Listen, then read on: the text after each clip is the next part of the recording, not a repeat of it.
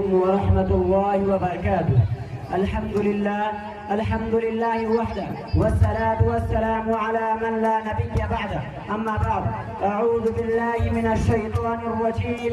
بسم الله الرحمن الرحيم.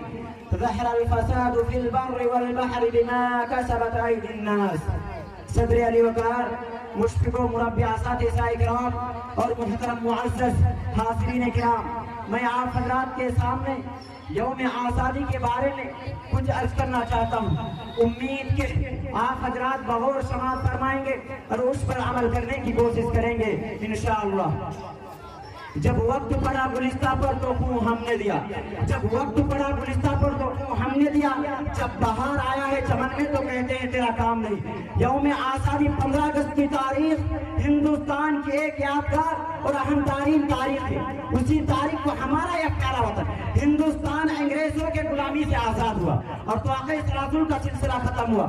ہندوستان کو طویل جدوجہد کے بعد آزادی کا یہ نعمت حاصل ہوئی. اس کے لیے ہمارے اسلاف نے زبردست قربانیوں کا نذرانہ پیش کیا، جان مال کی قربانی دی، تحریکیں چلائی، تفتیدار پر چلی، پھانسی کے پھندے کو چراتے حوصلہ اور کمال بہادری کے ساتھ بخوشی گلے لگایا، قید و بند کی صحبتیں جھیلی اور حصول آزادی کے خاطر میدان جنگ میں کود پڑے اور 200 سال تک مسلسل قربانیوں جانفشانیوں کے بعد آزادی کا یہ دن دیکھنے کو نصیب ہوا اور انگریز ملک سے نکل پڑا اور ہندوستان آزاد ہوا.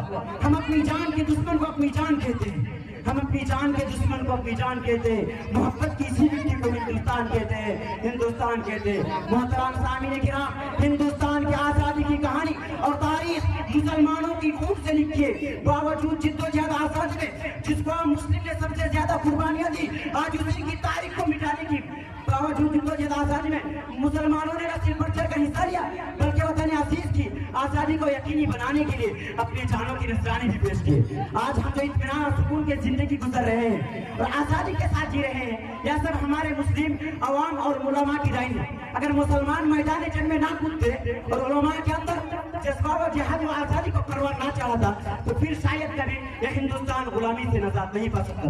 کیونکہ بلکہ ہندوستان کی آزادی میں مسلمانوں کی مرہون منت ہے، کیونکہ ہم نے اسلام میں اتنا خون بہایا ہے کہ دوسروں نے اتنا پسینہ بھی نہیں بہایا ہوگا. یہ ایک تاریخی حقیقت اور ناقابل فراموش سچائی ہے کہ مسلمان ہی نے سب سے پہلے اور سب سے زیادہ اس ملک کو آزاد کرانے کی کوشش کی.